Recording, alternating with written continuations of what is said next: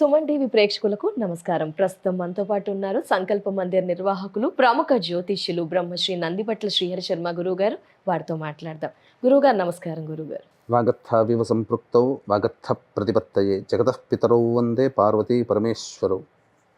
ఆదిత్యాయ చ సోమాయ మంగళాయ బుధాయ చ గురుశుక్ర శనిభ్యశ్చ రాహవే కేతవే నమః. శృంగేరి జగద్గురు పీఠాధిపతులకి, కంచిపీఠాధిపతులకి నమస్కారములు తెలియజేసుకుంటూ కార్యక్రమాన్ని ప్రారంభిద్దాం.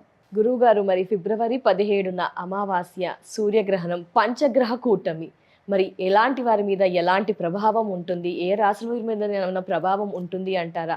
ఒకసారి పూర్తి వివరణ, మూడు ఒకేసారి వస్తున్నాయి, తెలియజేస్తారా గురువుగారు? తప్పకుండా. దీనికన్నా ముందు గత చరిత్ర మనం తెలుసుకోవాలి. అంటే 2025 సూర్యగ్రహణము మార్చిలో వచ్చింది. అవును గురువు. షడ్గ్రహ కూటమి, సూర్యగ్రహణము, అలాగే శని భగవానుడు మీనరాశిలోకి మారడం కూడా జరిగింది. ఈ కారణం వల్ల మన భారతదేశంలో ఇది కనిపించలేదు గ్రహణము. కానీ ఈ గ్రహణ ప్రభావము మనకు ప్రపంచవ్యాప్తంగా దీని యొక్క ప్రభావం ఉంటుంది అని చెప్పడం జరిగింది. అన్నట్టుగానే మన భారతదేశంలో కనిపించకపోయినా అనవసరంగా ఎందుకు చెప్తున్నారు? కనిపించని దానికి మనం ఏం నియమాలు ఉండదు కదా, నియమాలు పాటించాల్సింది లేదు కదా. వాస్తవానికి కనిపించినటువంటి గ్రహణానికి ఆచారాలు, నియమాలు పాటించాల్సిన అవసరం లేదు. కానీ ప్రభావం మాత్రం మన భారతదేశం పొందింది.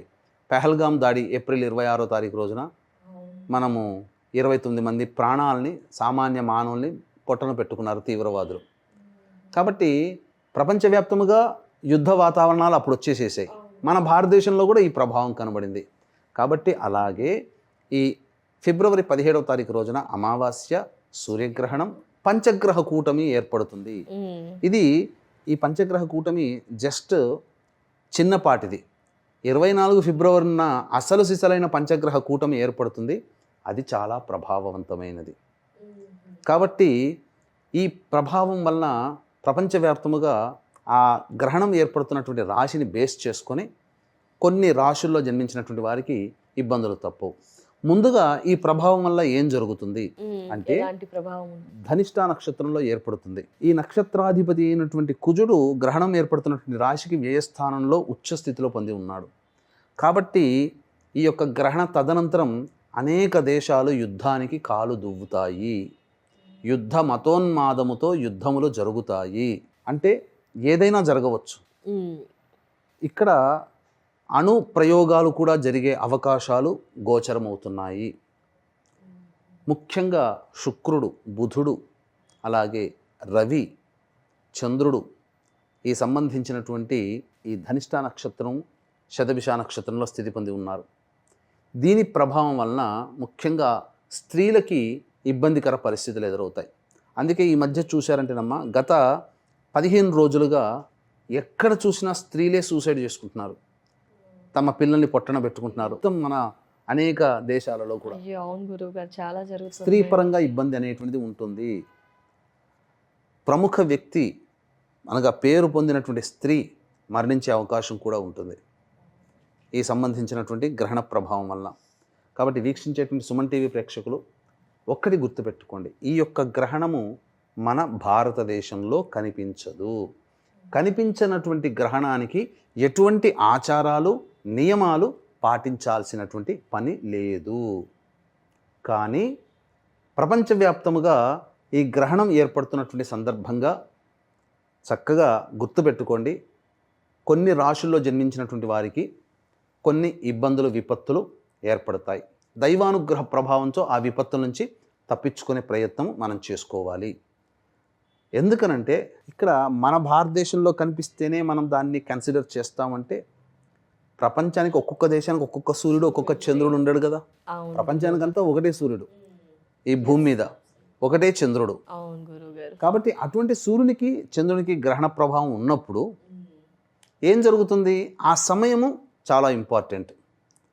మనకు భారతదేశాన్ని కనుక మనం దాన్ని తర్జుమా చేసుకుంటే, ఆ సమయాన్ని మనం ఇంటర్ప్రిటేషన్ చేసుకుంటే, మధ్యాహ్నం 3:24 నుంచి రాత్రి 7:47 వరకు ఈ యొక్క సంబంధించినటువంటి గ్రహణ ప్రభావం ఉంటుంది.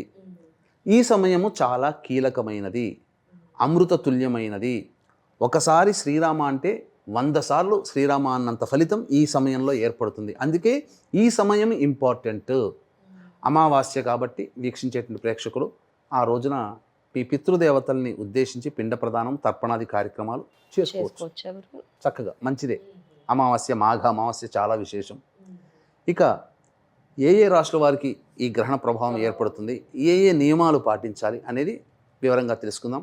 వీక్షించేటువంటి ప్రేక్షకులకు కూడా గమనిక, ఈ 17వ తారీఖు రోజున ఏర్పడుతున్నటువంటి సూర్యగ్రహణ ప్రభావం వలన వృషభ, మిథున, కర్కాటక, సింహ, తుల, వృశ్చిక, మకర, కుంభ, మీన రాశుల్లో జన్మించినటువంటి వారికి దోషప్రదము.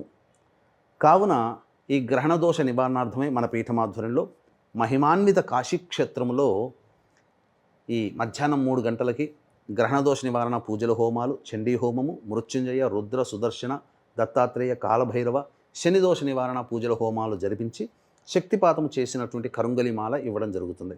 అవకాశం ఉన్న వాళ్ళు స్క్రీన్పై కనిపిస్తున్న నెంబర్కి కాంటాక్ట్ చేసి మీ గోత్రనామాదులు నమోదు చేసుకోవచ్చు. అన్ని విధాలుగా మీకు దైవం అనుగ్రహిస్తుందని చెప్పవచ్చు.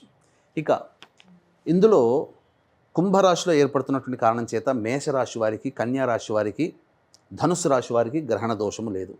మిగిలినటువంటి వృషభ, మిథున, కర్కాటక, సింహ, తుల, వృశ్చిక, మకర, కుంభ, మీన రాశిలో జన్మించినటువంటి వారికి ఈ ప్రభావం ఉంది. కావున ఈ సమయంలో చక్కగా మామూలుగా కాళ్ళు, చేతులు, మొహం కడుక్కొని 3 సార్లు గాయత్రి మంత్రం చెబుతూ నోరు పుక్కిలించి ఈ రోజున ఆ 3 గంటల 24 నిమిషాల నుంచి సాయంత్రం 7 గంటల 47 నిమిషాల మధ్య కాలంలో ప్రపంచ శాంతి కలగాలి.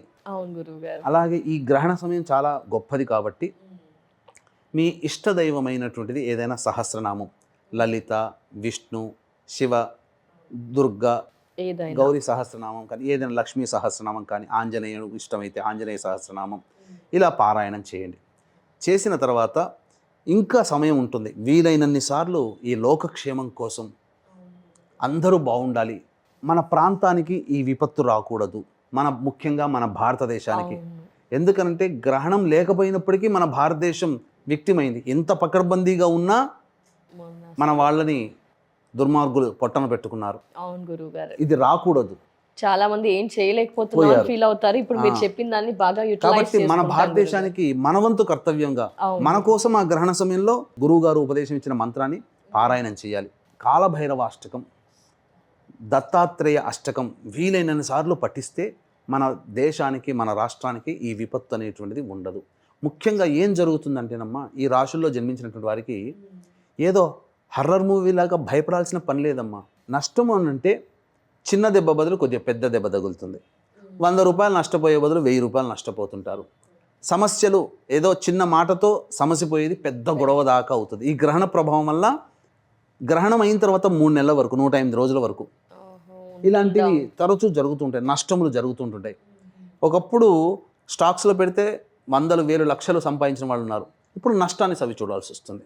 ఇలా ఏదైనా చిన్నదాంతో పోయేదానికి ఎక్కువగా మనం నష్టపోవడం అనేటువంటిది ఉంటుంది. కాబట్టి ఇది మనకు శాస్త్రం తెలిపినప్పుడు మనం జాగ్రత్త పడడంలో తప్పులేదు కదా. ఈ దైవానుగ్రహాన్ని పొందితే మనకు చేసుకున్న పుణ్యము అనంతంగా మనకు కలిసి వస్తుంది.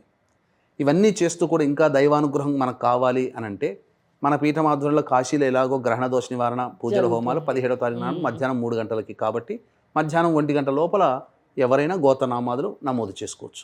గర్భిణీ స్త్రీలు ఏమైనా పాటించాలి అంటారా గురుగారు? సూర్యగ్రహణం వల్ల అనగానే గర్భిణీ స్త్రీలు ఎక్కువగా ఆలోచిస్తుంటారు. వాళ్ళకి ఎందుకంటే గ్రహణం మనకు కనిపిస్తున్నప్పుడు ఆ రేస్ మన భూమి మీద పడతాయి, కానీ మనకు కనిపించదప్పుడు సూర్యకిరణాలే ఉంటాయి. కాబట్టి గర్భిణీ స్త్రీలు ఏమీ ఇబ్బంది లేదమ్మా. కాకపోతే లోపల ఉన్నటువంటి శిశువు మంచి ఆరోగ్యంగా పుట్టాలని ఆ సమయాన్ని గర్భిణీ స్త్రీలు కూడా వినియోగించుకోవచ్చు.